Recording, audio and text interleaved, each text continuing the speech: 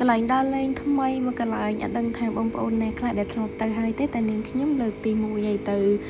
កន្លែងញ៉ាំអីហាងមួយហ្នឹងឈ្មោះថាព្រឹក្សានៅចិត្តព្រែកឯងអូយទស្សនភាពគឺរ៉េត10លើ10បងប្អូនស្អាតខ្លាំងមែនទែនដូចលក្ខណៈ resort អញ្ចឹងណាអូយហើយខាងនេះខ្ញុំបានចូលទៅហើយជាមួយនឹងក្រុមគ្រួសារ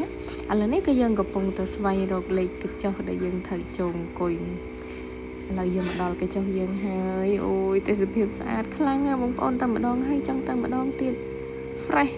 ពណ៌ទឹកនេះគេដាក់ពណ៌លឹងខៀវ fresh ហ្មងណាមានអារម្មណ៍ថាដូចក្នុងគំនូរអញ្ចឹងហើយម្ហូបដែលខ្ញុំកំងនេះមានដូចជាមាន់ដុតឆ្ងាញ់